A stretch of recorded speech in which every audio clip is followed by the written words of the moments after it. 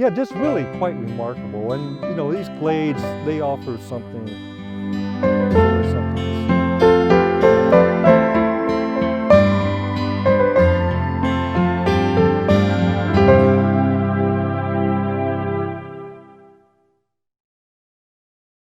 Here we have this is one of the Katona Dolomite glades, and this whole glade complex was discovered back in 1992 when a botanist from the state of Georgia, along with 2 or 3 companions, they were canoeing along the Little Cahaba River. They saw these glades and they got out to explore, and they started looking at these plants. Couldn't find them in any of their plant books, couldn't find them in any of their manuals. And they kept looking, and lo and behold, they found 8 new species of plants, new to science.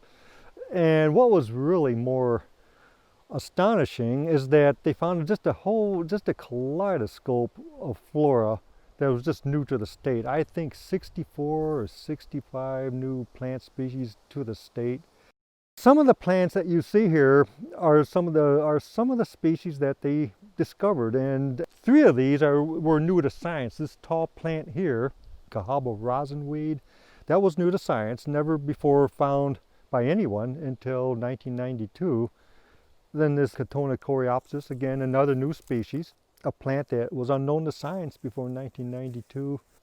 Yeah, just really quite remarkable. And these glades, they offer something any time of the year. I mean, you can come here in April, you can come here in July, late September. There's always something to see.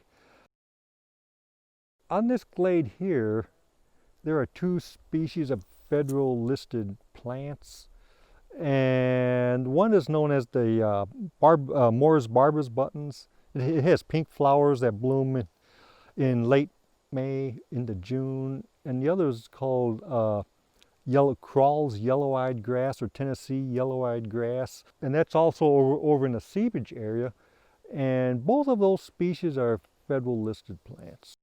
This plant is called the Virginia nailwort, and this is one of the 64 or 65 new species of plants that were discovered here in the Bibb County glades. And it wasn't a new species of plant to science, but it was just new to the state of Alabama.